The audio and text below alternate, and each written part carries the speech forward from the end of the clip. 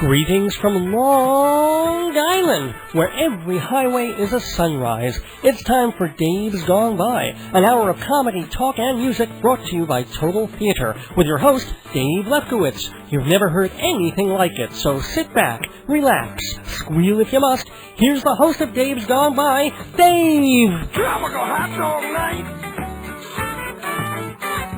Like two flamingos in a fruit fight! Well, there goes the Daverhood. Welcome, everybody, to Dave's Gone By on this last Thursday of September 2005. It's our 144th episode, so now when people call the show gross, they'll be numerically correct. But you'll be making a gross mistake if you stop listening over the next hour, because we have three great segments for you on this mix of comedy, talk, radio, and music that we do every week on this program. First tonight, we'll have the News Gone By, our weekend update-style look at current events, including stories this week about potty breaks, potatoes, penguins, and psychopaths.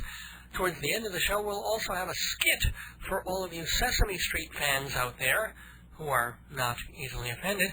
And in between, a special guest, playwright and screenwriter Michael Weller.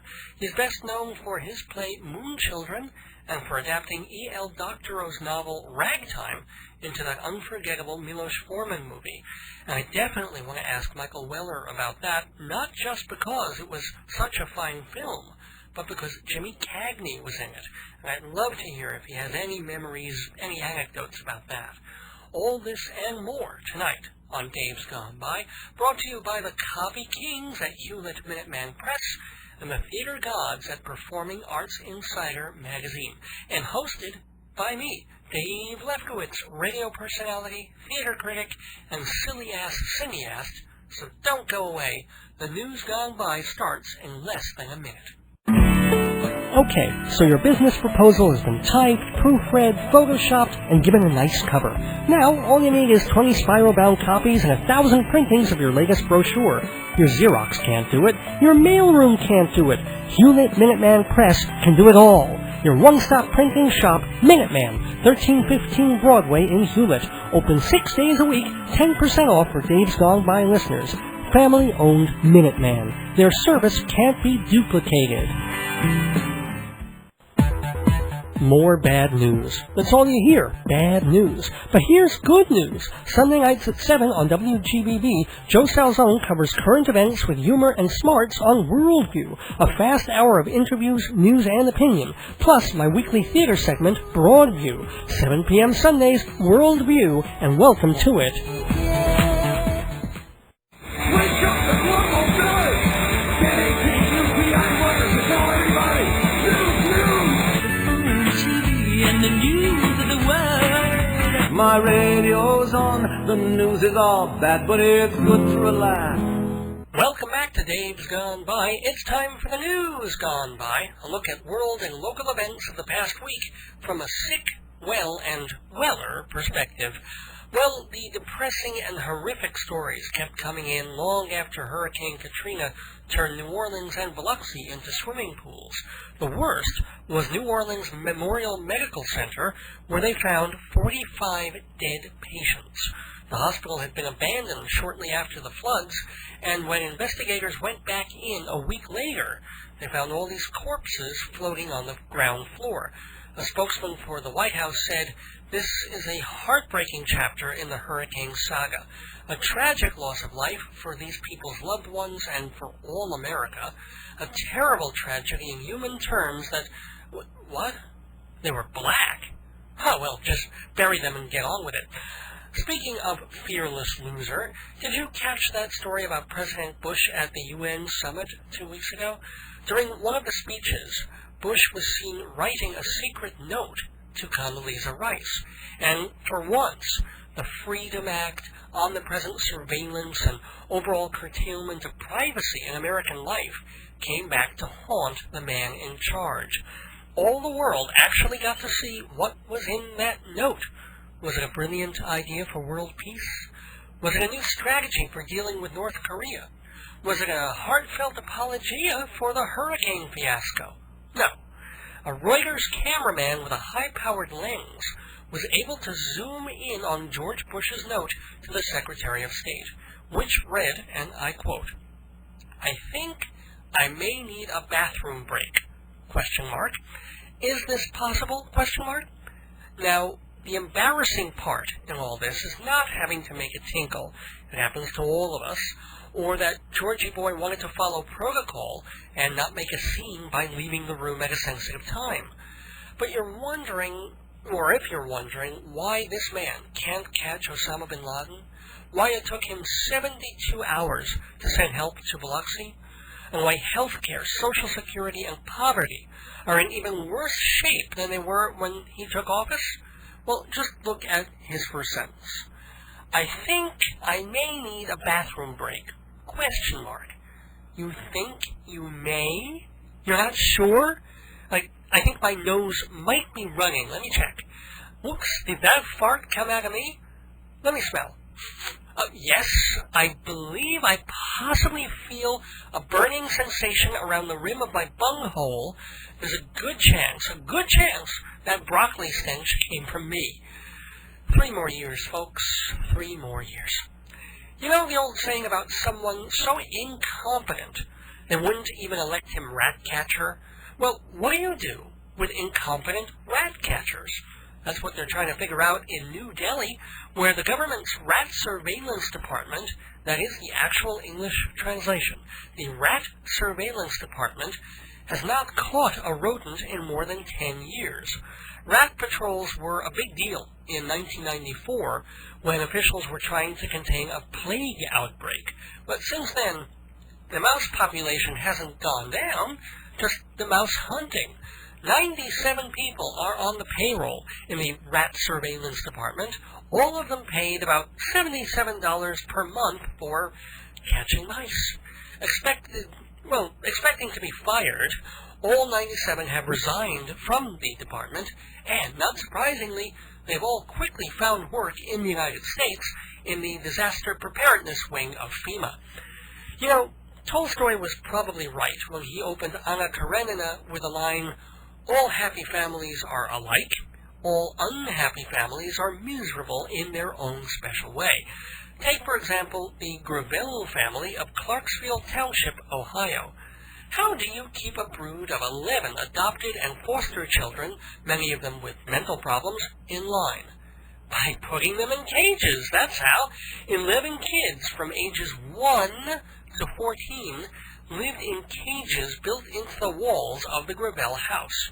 No pillows, no blankets, and alarms rigged to go off in case of escape. Authorities are mulling a raft of charges against the custodians and, assumedly, the adoption agencies they used. Putting a silver lining on the story was former First Lady Barbara Bush, who was visiting Clarksville Township at the time, and said, "Hey, it could have been worse. They could have been living in Cleveland." In science news, according to a study reported in the London Times, functional psychopaths make the best Wall Street traders. A team of American scientists studied competitors in an investment game, and the biggest winners were the ones with brain lesions and limited empathy. Apparently, normal emotions can slow down decision-making and hinder people from taking big risks. Therefore, and this is a quote from the Reuters story, the emotionally impaired are more willing to gamble, and people with brain damage make better financial decisions, unquote. You know, I really don't mind having retards and sociopaths running Wall Street, so long as they stop running the White House. In celebrity news, congratulations to pop star Britney Spears, who last week gave birth to a bouncing baby boy. The 23-year-old Spears and her husband Kevin Federline were married last year, and who cares? We just want to see the breastfeeding. Also in celebrity news, congratulations to Bill Cosby, who won his legal fight for proprietorship of fatalbert.org. Cosby had complained that its prior owner pointed the domain name to an X-rated web page. Arbitrators agreed that Cosby was entitled to own fatalbert.org because it is so closely associated with his persona. For the same reason, they also allowed Cosby to keep the domain names smughasbeen.com and roofie-pushing-milk-molester.net. In food news, congratulations to the town of Grand Forks, North Dakota. Population something or other. Yahoo! They beat their own record of 2 years ago of most French fries consumed in one day. 4,518 pounds slathered in 113 gallons of ketchup. The event was part of the 40th annual Potato Bowl USA, and everybody had a fabulous time, except the counter people who looked confused and kept asking, "You want meat with that?" Ah, romance. I mean, these days, it all seems like sex and work and expensive weddings, while the true romantic gesture is a thing of the past. But oh, how lovely to learn that sweet, tender courtship is still with us. Witness this New York Post story from a couple of weeks ago. I'm almost going to read it verbatim. It's that beautiful. A Queens College student has been ordered to return the $53,000 engagement ring given to her by her millionaire ex-boyfriend. Her boyfriend also gave her, allegedly, what may be one of the crudest wedding proposals of all time. Emily de Gaetano was 18 years old and very pregnant when she says Vito William Lucchetti Jr., age 38, popped the question. So already we have a May-December thing going on, and when Lucchetti asked for her betrothal, he did it in a rather unorthodox way. According to court papers, Emily explained, quote, "During the late stages of my pregnancy, Vito summoned me into the bedroom and requested that I perform a sex act on him." And by the way, in the New York Post story, the words sex act were in brackets, so I believe in court Emily used the actual phrase. Always better to be clear when it's for the record. Anyway, Emily continues, "After protesting, I agreed. Vito waited until I was on my knees, and then he knelt to join me and said, 'Just kidding, here you go,' and handed me the ring." Is that the sweetest thing you've ever heard? Get your incredibly pregnant girlfriend to kneel down for a little knob-gobbling, and then, like Emerald, bam! Here's that ring you wanted! And the story gets even better. Emily admits that it wasn't a real proposal. Vito did not actually say the words, "Will you marry me?" So afterwards, she did have to return the ring. She also left him in May after she found their baby choking on a bullet from Vito's secret stash of guns and ammo. I'm telling you, kids get into everything. Vito's lawyer says, quote, "My client strenuously denies wrongdoing and inappropriate behavior." And Vito also asked the judge for a continuance by leaning over and peeing on the court reporter and then saying, "Just kidding, can I have some more time?" Here's a story from Patna, India, which is surprising only because it usually happens in China. An illegal fireworks factory, 3 illegal fireworks factories actually, were all next to each other in a small village. One caught fire, then another, then the other, resulting in at least 30 deaths and 50 serious injuries, and the brand new snack, Pop Kebab. In animal news, you gotta hand it to the New York Post, sometimes. It's a rag, but nobody does a headline like the New York Post. In a story about gay penguins at the Central Park Zoo, the headline read, "Chilly Willies." And as someone who has written his share of headlines over the years, my compliments. The story itself, however, is a tale to warm the heart of any Christian fundamentalist. Silo, the gay penguin, has gone straight.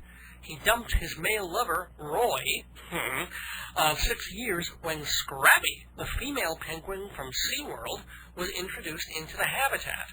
The love triangle has come as a blow, no pun intended, to the gay human community because Silo and Roy had become mascots of a sort, because they had a committed relationship, they had sex, they shared kind of a nest, and they even raised a chick from an egg provided to them by the zoo. But now Roy has been jilted like an old queen, and Silo is busy shacking with Scrappy. These are all, by the way, little different from the usual penguins that we're used to seeing. The breed has a flatter, squashed-looking face and a black line that runs from the back of the neck all around under their heads. That's why they're called chin-strap penguins. Of course, newly hetero Silo may give up the chin strap, since he'll no longer need to hold his jaw open for long periods of time.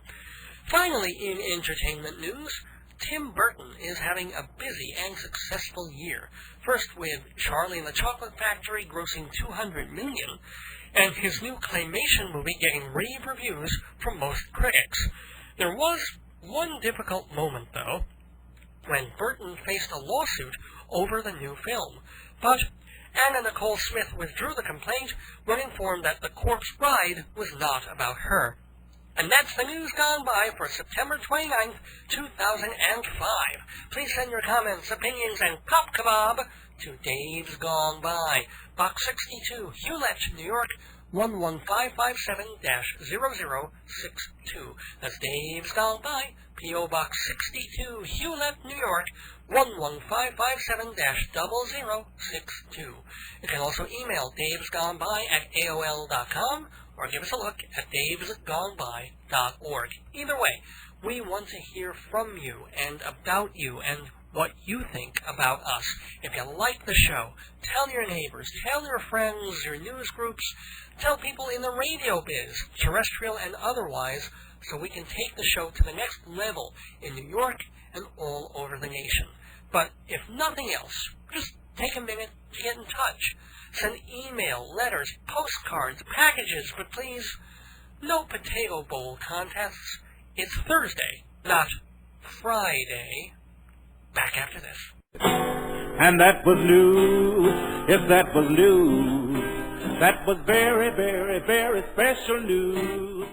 These are the Daves, my friend, the perfect radio blend of comedy, talk, radio, and more. Yes, these are the Daves. More than 80 episodes of Dave's Gone By on compact disc for your listening pleasure. Long drive home? Pop in a Dave. In the mood for a funny sketch? Pop in a Dave. All CDs come in jewel cases with full packaging, just $12. New low price. Same free shipping and handling. Add another $1 and I'll autograph the cover. Don't know which episode? Visit davesgoneby.org or email davesgoneby@aol.com and ask for the CD list. These are the Daves, my friend. Makes a great gift to send. Give them a try if you love Dave's Gone By.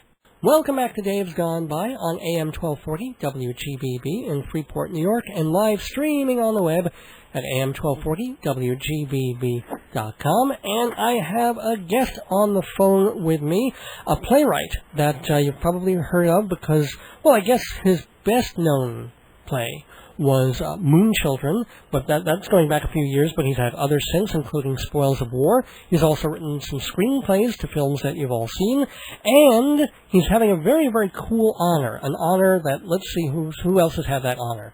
Neil Simon, August Wilson, and who else of recent note? Have to think about that. But if they haven't got Eugene O'Neill. Eugene, well, okay. If we move backwards, right. Well, let's see. London Fontaine weren't playwrights, but we're kind of giving it away at that point. Yes, I've got a guy who's getting a theater named after him. Oh, and how can I forget Peter Norton, who's having every other theater named after him in New York?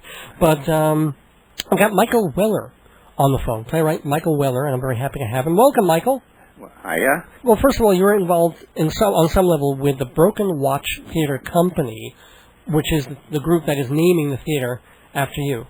A little bit. I'm sort of involved with a number of theaters around the city. One of them is the Hypothetical Theater Company. The other is Broken Watch. Mm-hmm. And most actively is the Cherry Lane, where I'm sort of supervising a mentor program there, where we put together experienced playwrights and young playwrights and do 3 productions a year after the experienced playwrights help them along for 8 months or so. And we've had a huge success with that. We've actually had one play move to Broadway a couple seasons ago. Well, what play was that? It was 16 Wounded by Eliam Kriam. Right, that was one about the terrorist who falls in love with the... That's right. Well, what are your tips for being a playwright? Well, what are some of the tips that you can give folks who are want to do that? Well, that's I'm never asked that question. I'm so used to doing it now. It's more. I think I couldn't bear the withdrawal symptoms if I. I just like it. I love the rehearsal process most of all. I love watching actors say my lines and figure out things that I never considered when I was writing. I like the fact that I control my work when I'm a playwright, unlike when I write movies and TV, where the executives control. They hire me and they control what I write. So I like the pride of authorship I can have as a playwright. I like being able to tell my own stories my own way without interference. That's a big kick. And I just like, in the end, shaping a story that's riveting from start to finish. When I watch an audience hanging on every word, I think, well, this is pretty cool. Well, let me ask, first of all, also you mentioned Hollywood, because you wrote the screenplays for Ragtime, which is an absolutely wonderful movie, and you also did the adaptation for the musical Hair. Right. Could you have stayed in the business? Could you have been a working, living, eating playwright? Or did at some point Hollywood does it have to, so you can make a living in this field? Oh, yeah. I think playwriting is not a kind of thing that pays a living anymore. I think the last person I know of who made a decent living out of it year after year was Neil Simon, although there are a number of playwrights who kind of piece together enough of a living to pay the rent, I think. But generally, if you're going to be a playwright, you have to find a day job, and it's most usually teaching. Some people just, I think, have jobs in unrelated fields, and others do screenwriting and television writing to make a living. Did you jump right in? I wouldn't say jump right in, but since I think Moonchildren goes back to, what, 1970? Yeah, 70, hang on, something like that. It was in London under a different title, I think. Right, Under Cancer, right. I mean, you were pretty young, I assume, at that point. So it was the first job out of, whatever, college, or it's not like you were in other fields and then wrote a play and it got done. Well, not quite. No, it wasn't quite like that. Oh, wow. I actually I was a composer to begin with. I wrote, symphonies and string quartets and things like that. And then I wrote a musical for theater, and I wasn't that happy with the text, I thought my music was pretty good, but I didn't think that the play was that great. So I got a book about how to write a play, and it advised me to use an existing source of material, not to try to make up my own story, so I found a book I liked. And I wrote that as a play, figuring I'll write the score when it's all done.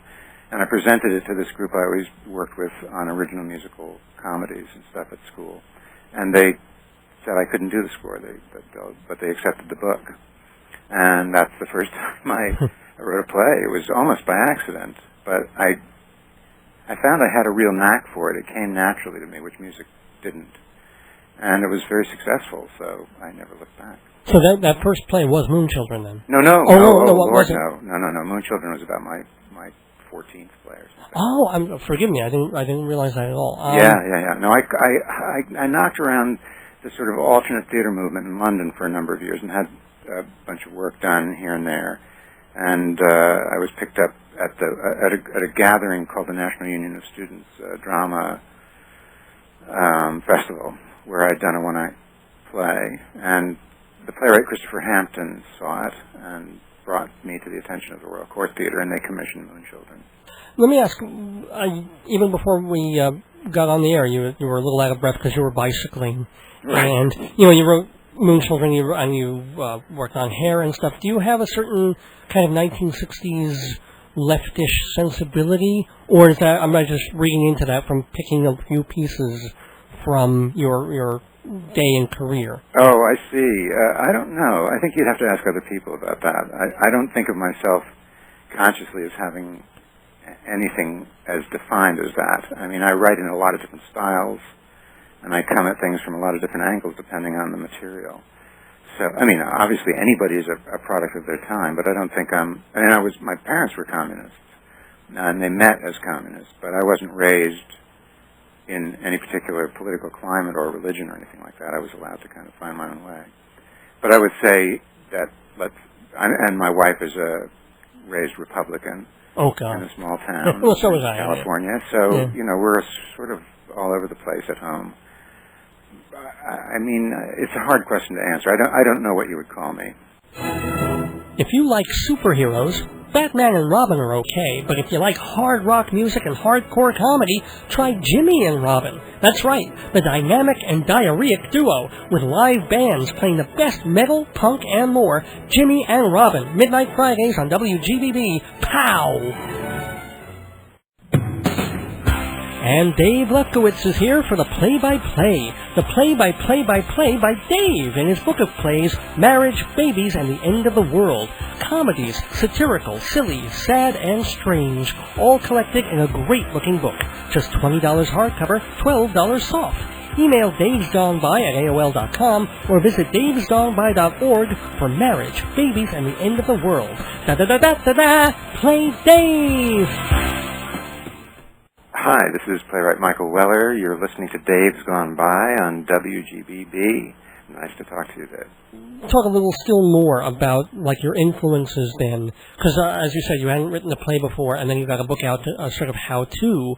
But then, since you became more of a playwright, were there others who influenced you? And there can be novelists, too, writers that you respect and admire and learn from. Well, once I decided that I was going to make a go of being a playwright, I was advised by the guy who taught me my one theater course in school to go to England and study. So my first influences were all British. The only American playwright I really deeply admired was Albee. And when I went to England, the playwrights I loved there were Wesker, Arnold Wesker was one, Harold Pinter, of course, and David Mercer, and a lot of playwrights that wouldn't be that well known anymore. But those were the people I followed and tried to model myself on.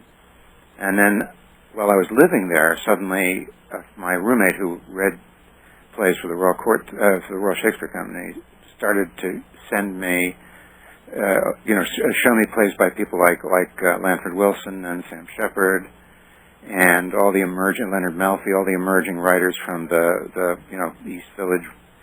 That off-Broadway movie. Yeah, exactly. The one that was discovered by a British critic, by the way. Clive Barnes, when he was on the New York Times. And I started reading these plays, and they were the first plays that were like Albee. They actually sounded like Americans I knew. And I thought, this is fantastic. There's a way to write American speech that sounds real.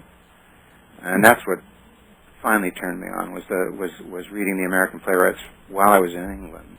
What do you do if and when you have writer's block on a project? I mean, I've never had it. Really? No. I mean, it's one thing when you have, like, a deadline and someone's paying you to write a screenplay and boom, you've got to work through it. But even on a play that you have to drum up out of your own head from start to finish, and there's not necessarily a theater waiting to have it, even then, you bang through it? Well, it's not that I bang through it. It just festers inside until it's ready to be written. And normally I have to have found that last little piece of the puzzle to unlock it. Sometimes it's a play that I've sat on pretty fully formed for a long time, but I haven't written it because something in me knows better than to try without this last piece of idea falling into place. And then one day I'll just be biking over the bridge or something, and I'll go, oh, of course, that's what we need. And then I can write the play. The last play that you had on Broadway was Spoils of War. On Broadway, yeah. On Broadway, right. Yeah. I had one in the West End a couple of seasons ago. What was that? What was What the Night is For. What the Night is For. What is it about Broadway? Because I'm sure you, like every other playwright, would love to have another play or two on there. But, I mean, what is it about Broadway economics? Is it possible? Is it doable to have a new play on Broadway? Well, Proof played there, and right. Doubt played there. But in other words, when you write a play, when you say when you type 30 or the end or whatever it is at the very bottom of the last page, right. What is the first thing in your head? It's got to be like, can this, or maybe it isn't. What is the first thing in your head? When I finish the play? Yeah. Phew. Fair enough. And then I send it to a couple of trusted friends to see whether I'm out of my mind or whether this actually works. And if they seem by and large to think it works, I send it out. I send it to my agent, and she sends it out, and we see what happens. And sometimes, with my most recent play, just a few days before I went out west to start rehearsing this Broadway musical, I had a reading of it, and in that very space that's being named for me now. And this was a play that I hadn't done much about. I'd written it, and some people liked it, and so forth. But it wasn't really being sent anywhere. I don't know why, but I had a little reading of it put together, and then when it was over, a producer came up, a Broadway guy, and said, "I want to do this play. Don't give it to anyone else." So that's another way it gets done. So we're going to be seeing that in New York at some point soon. Well, he hopes so. Yeah. And when you said you're rehearsing a musical out on the coast, is that Zhivago? Yeah. How's that going? Well, everybody seems very high on it. So tell us a little bit more. It's a Broadway musical version of Dr. Zhivago. Yeah, not the movie, the book. It's based on the book. We went back to the original material. Mm-hmm. And you're working with Lucy Simon is the composer who did The Secret Garden. Mm-hmm. The lyricists are a team, two people. One is called Michael Corey, and the other is called Amy Powers. And it's the first time for both of them, I think, doing a Broadway musical. So that's them, and then the director is Des McAnuff, who's done a lot of Broadway musicals. So I have to assume that, like the movie, there's an element of spectacle that he would be going for. Yes, but it's very, very different than the movie. We're trying something that's, I think, much closer in spirit to the book. There's no snow. No snow. Well, we'll see about that. Well, I'm not responsible. I just do the words. Sure. And also, from your bio, it mentions that you're concocting one of the pastiche musical types, or so it sounds like, a Fleetwood Mac? Yes, I'm working with Taylor Hackford, the director, on a project based on the two kind of central, records that were made by Fleetwood Mac. The one called Rumors, and the one called Fleetwood Mac. Mm-hmm. Oh, and just about the period of time when they were working on those two. And so that's going to be incorporating their music into it's about it uses those two albums as the basic I assume you have their blessing to do this. Or? Well, says Taylor, yeah. What kind of material attracts you? What plays do you find yourself wanting to write? Do you have themes that recur, or character types? Well, I try not to be too aware of that. I mean, I do know I write in very different veins. There's one vein of me that writes in a very sort of what would be described as a realistic style, naturalistic style, generally about people in my generation who I know at first hand in some way. Mm-hmm. And then there's another vein of writing that I do which is more heroic. That I wrote a play about the Klondike Gold Rush, and that was in a much bigger style. And sometimes I write in a sort of absurd comedy style. I wrote about a playhouse, a little like the Public Theater, in that vein. Mm-hmm. And the play I just finished a couple of days ago is a sort of comic ghost story.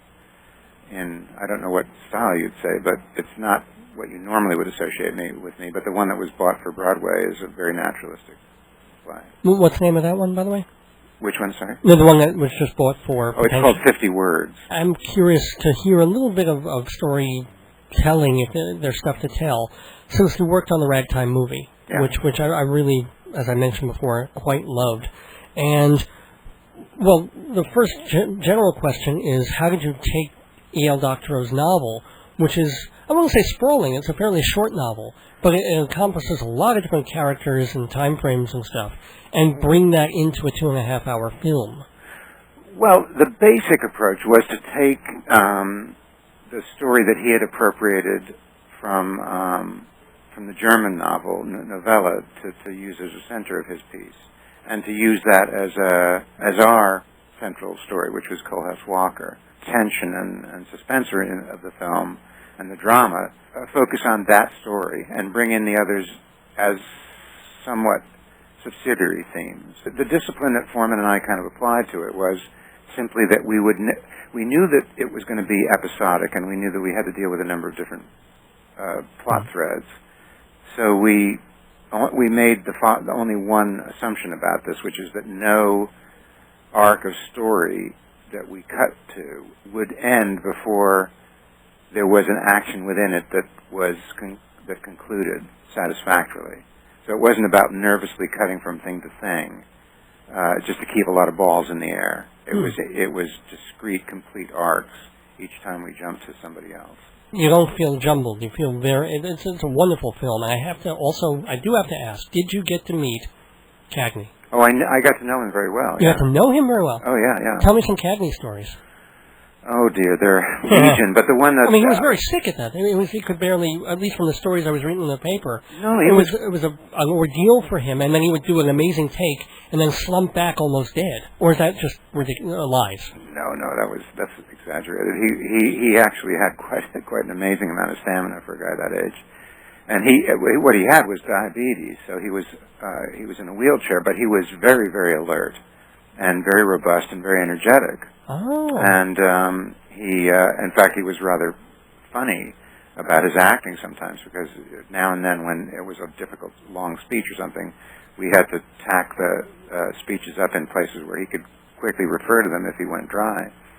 And after one take, I remember Foreman said, cut, perfect, Jamesy. And he said, yeah, I read that pretty good. He literally read it off of a card. But what impressed me about him was, at that time I had something of a reputation in theater, but none at all in film. I was sort of dragooned after I'd written Hair. I was sort of pulled almost screaming into doing Ragtime because I was busy on some other stuff. So I really wasn't, when we were courting Cagney, going up to his farmhouse to sort of say hello and have lunch and see whether he might be interested in the film, I was really a junior character who was along for the ride. So I would sit very quietly and watch the Titans kind of talk to each other and take notes and remember as much as I could of what they were saying. But I really didn't, think of myself in that as being there, really. I was more a fly on the wall. But it did come out in one aside at some point when I was talking to Cagney that I had, that I did theater. He asked me about that. And he asked me, what it was like and tell me some stories about it. And I talked about when I had done a play and I was wearing a coat that my uncle had given me that was a bombardier's coat from the Second World War, and that it was stolen during rehearsal. And he said, oh, my goodness, that's terrible. But that was all that was said, and then I felt kind of stupid for even telling him my grief, And then about maybe half a year later, I got a call from him, and he said, now, Milish tells me you're coming up to look at some land nearby here. Now, I want you to drop by the farmhouse when you're around and say hello. So I said, well, that's kind of sweet, So I drove up, and we sat and had a beer and chatted about this, that, and the other. And then as I was leaving, he said, didn't you forget something? And I went, no, I don't think so, He said, that's your birthday, isn't it? And in fact, it was. I remember I bought my first piece of land on my birthday, but I'd forgotten that because I was so thrilled about the land. And I said, yeah, it's my birthday. Thanks very much. I mean, that's amazing that you think of it, And he said, no, my pleasure. And I started to go. He said, hey, aren't you forgetting something? I went, what? He said, don't you want your present? And he gave me an absolutely perfect replica of that bombardier's coat that was stolen from my. He knew exactly what it was. So that's the kind of amazingly dear guy he was. Very thoughtful, very very down to earth, very caring, lovely man. Wow, what a wonderful story. Yeah. Thank you. I'm so glad I asked, Yeah. But I want to congratulate you again, first of all, on getting the theater name. So it's being done on September 18th. It will now be the Michael Weller Theater at 311 West 43rd Street. And is only the Broken Watch Company going to be there, or are other companies going to be using the space, or... Well, the Broken Watch has rented the suite of offices where the theater is, and they're renaming the theater, after me, and they'll do all of their productions there. And I presume when they're not actively producing a play themselves, they'll be able to rent it out to somebody else. Now, are they obligated to just do your place? Yeah, that's right. That was my condition. If you can use my name, but you can only do my plays. Actually, one question did occur to me. If someone commercially were to revive some of your older plays, do you think they would hold up? Or sometimes do you look at some of the plays you wrote and they were really amazing for the time, but now you wonder, well, 30, 25 years ago, maybe not.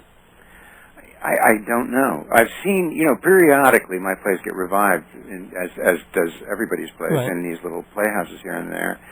And from time to time I go and see them, and they're not, often wonderfully done. The actors are sort of young and inexperienced and all of that.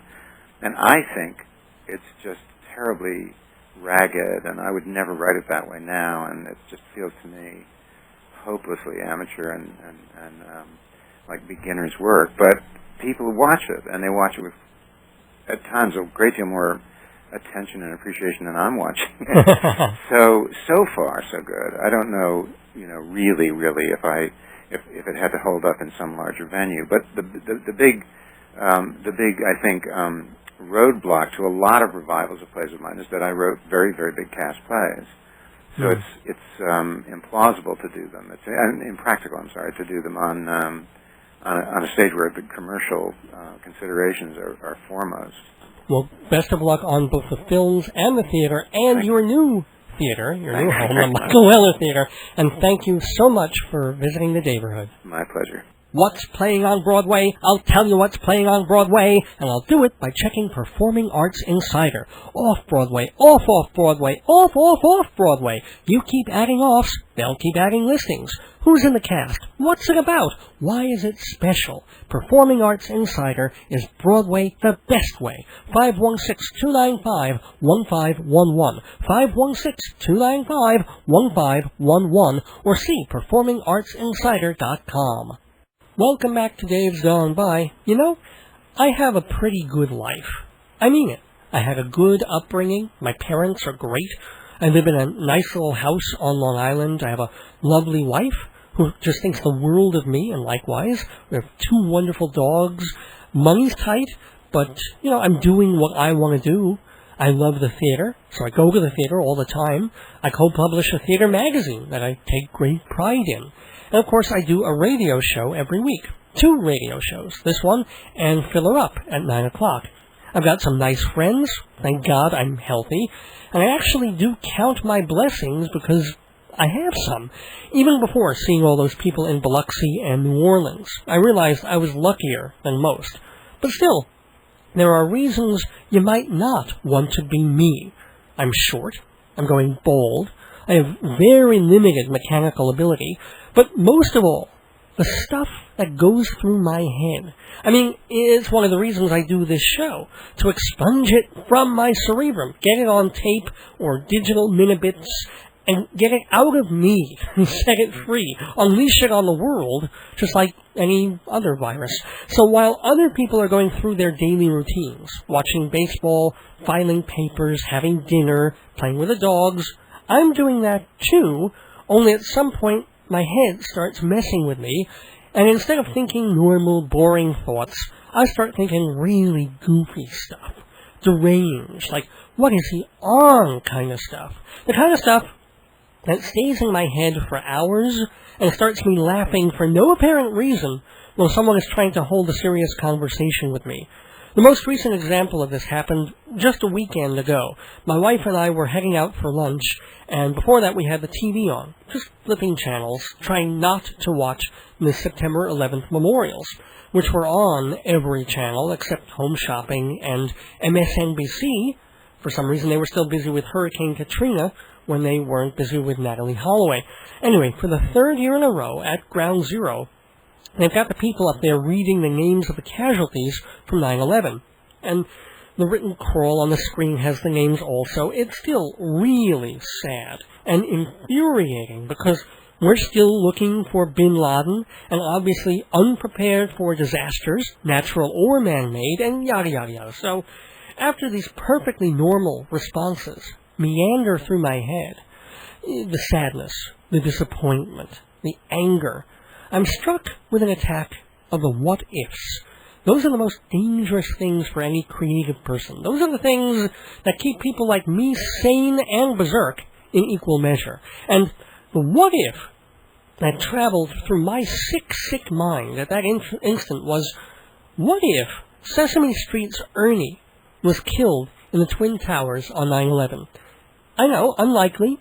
Bert would certainly have been more likely to be working at, say, Cantor Fitzgerald, or maybe Tully would have had a pretzel stand on Vesey Street. But that is not what zipped through my brain last week. It was distinctly, specifically Ernie among those 3,000 names.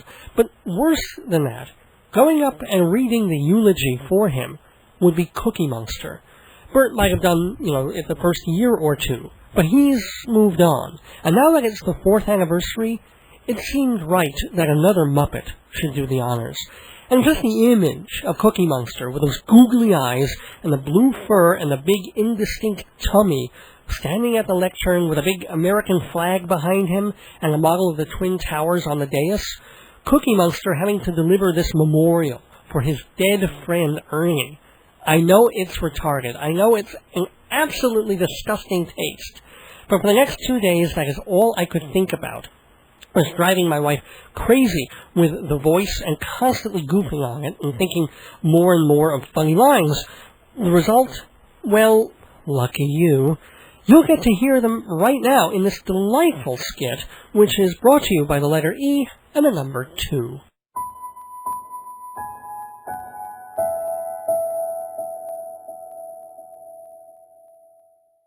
Orlando Ehlers, Ossining, New York.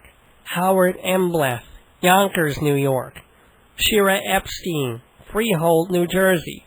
Josephine Epps, Gramercy Park, New York. Ernie, Sesame Street. And here is his good friend to say a few words. Oh, Ernie, was not you time? Ernie friend to everybody, even monster. Oh, Ernie, you too young. You like cookie fresh from oven. No have time get stale. Oh, Ernie, why me no die too? Ernie brother me never had. When me get sad news from Snuffleupagus, me no believe. Me say is joke, like Ernie play on me. Me remember time he switch cookie for big letter L. Me so mad. Me no talk Ernie 2 weeks. But then he bake me big batch cookies, and they so good. Me forgive you, Ernie. Now he gone. Oh, Ernie, Bert miss you. Even though he now live with Mr. Noodle. Bert keep rubber ducky on the pillow because it smell like you, Ernie. Oh, sometimes me dream Twin Towers 2 big lady finger cookie, but they not. And Pentagon look like tasty gingerbread cookie. And White House, big black and white cookie with icing. Oh, me want cookie. No, me too sad. Ernie dead, me no eat cookie. Me now see Ernie face in every cookie. How me eat Ernie face cookie. Oh, but so good. No, Ernie. Well, Ernie no mind. He want me be happy. He want me eat cookie. Think of him. No, me can't. Oh, Ernie, me hungry with grief. Maybe 1 bite in memory. Yeah. Ow. Oh, tasty dead Ernie face. Oh. Oscar Grouch say he hate Ernie, but it's not true. Oscar no like Elmo, but nobody hate Ernie. Ernie love. If Al-Qaeda meet Ernie, they no blow up cookie. I mean tower. Oh, Ernie cookie face good. Maybe 1 more bite. Oh, God bless America. Oh, Kermit wave at me. He said I out of time. and count want to update death toll. Before I go, I say goodbye, friend Ernie. You in heaven with Mr. Hooper and crazy guy who played David. I hope you have many, many cookie. Oatmeal cookie, fudge cookie, chocolate chip, vanilla wafer. Oh, Ernie! No more cookie! Like, no more Ernie! Okay. So long, Ernie. Me salute you. E is for Ernie. That's good enough for me. Bye-bye. Come on, rise up. Come on, rise up. Come on, rise up. Come on, rise up. Come on, rise up. Come on, rise up. Come on, rise up.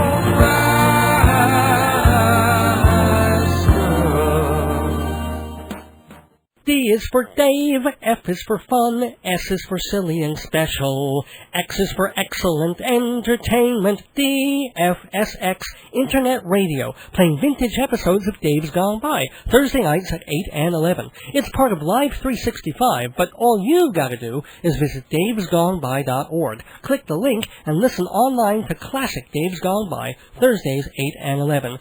DFSX, letters that stand for terrific. Welcome back to Dave's Gone By, or should I say, Weller. Come back to Dave's Gone By. Special thanks to my guest in the Daverhood, Michael Weller. I love that story about Jimmy Cagney and the jacket, and he told another nice one at the ribbon-cutting ceremony for the Michael Weller Theater. And that happened 2 Sundays ago. The ribbon was taped to the 2 walls across the stage of the small black box theater, and one side kept falling off during the presentation. Finally, one of the actors had to just stand there and hold the ribbon up against the wall. But Michael came up, and he gave a heartfelt and grateful speech, telling a little more in depth about making the cross from composer to playwright. He had gone to a playwriting class where the instructor was really known to be tough and uncompromising and intimidating and honest. And all the students in the class were cowed by him, and they took their cues from his tastes. So if he said something wasn't too good, that was everybody's cue to get their knives out, as Weller put it. So they all read Michael Weller's first play, and the teacher says, okay, there's lots of problems with this play. There are holes in the structure that you could drive not 1, but 2 trucks through. And Michael is just sitting there, cringing, listening to this. And he can tell that his fellow comrades are filing their teeth to draw more blood. But then the teacher said, yeah, the play has big problems, but it's also the best and most exciting thing I've read in 20 years. And that was the moment, Weller said, and you could tell he still remembered, like it was yesterday, that was the moment he knew playwriting would be his direction, his talent. So here's looking forward to seeing more of Michael Weller's talent on view in plays and musicals very soon. Thank you, by the way, to Joe Trentacosta of Springer Associates for setting all that up. Thank you also to my loyal sponsors, including the Copy Kings of Hewlett, Long Island, Hewlett Minuteman Press, 516-569-5577, 6 days a week. And if you love Broadway and off-Broadway, maybe this show has given you a taste for all things theatrical. Get yourself a copy or a subscription to Performing Arts Insider. All the info is at performingartsinsider.com. And hey, davesgoneby.org is the place to visit for tons of information about this program. There are song lyrics, links to the websites of guests we've had on the show. You can find out about my book, Marriage, Babies, and the End of the World, which makes a great Rosh Hashanah gift, and also how to get CD copies of dozens of past episodes of the show. I've had a bunch of people emailing to say how much they enjoyed last week's program with Rabbi Saul Solomon and Jill Sobule. They want to hear it again, or they want a friend to hear it. That CD and all the rest are on sale at the website, davesgoneby.org. WGBB-AM.org. And my site is also the focal point, the hub, if you will, from which you can listen to Dave's Gone By at other times besides Thursdays at 7. Live365.com is a cable radio portal. They have been airing best of episodes of Dave's Gone By since the beginning of the year. Live365 is kind of like satellite radio, only you don't need a special machine and you don't have to pay for it. It's free cable radio. There are commercials. If you don't want to hear them, then you have to pay for an upgrade. But otherwise, just go on the internet, find a channel that interests you, and tune in. The Best of Dave's Gone By airs on the DFSX radio channel Thursday nights at 8 and 11 Eastern. And you know what? It also airs early Thursday mornings at 4, in case I have any vampire fans who want to finish off their evenings with a glass of plasma and a few laughs. Anyway, I know that all sounds confusing, which is why there's a link at davesgoneby.org to DFSX. So just use my website as your fulcrum, and everything radiates from there. I have no idea what I'm talking about. Okay, also remember that I'm on WGBB again 1 hour from now, hosting the all-music show, Filler Up. I pick the songs, I play the songs, I talk about the songs, but only a little. So if you're sick of my yap-yap here, you might prefer Filler Up because that's really about the music. Tonight, great stuff. Very mellow, old CBS FM kind of lineup with Johnny Mathis, Jerry Lee Lewis, Fleetwood Mac, T-Rex, Don McLean, and a special tribute to Groucho Marx, who was born October 2nd, 1890. That's all on Filler Up, tonight at 9 on WGBB. Big thank you, as always, to Program Director Tom Ross. Thanks also to my beloved and wonderful wife, Joyce. And thanks to every single person listening. I hope you enjoyed the show. And I hope you'll be back with me next Thursday, October 6th. Until then, don't miss your days going by. This is Dave Lefkowitz. Good night, be well, be weller, and gone by.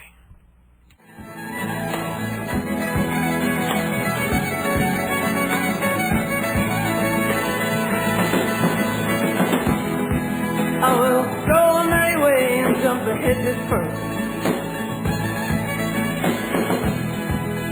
Drink the clear, clean water for to quench my thirst. And I will watch the ferry boats and they'll get high against the blue ocean, against the moral sky. And I will walk and talk in gardens all wet with rain, and never, ever, ever, ever get so old again.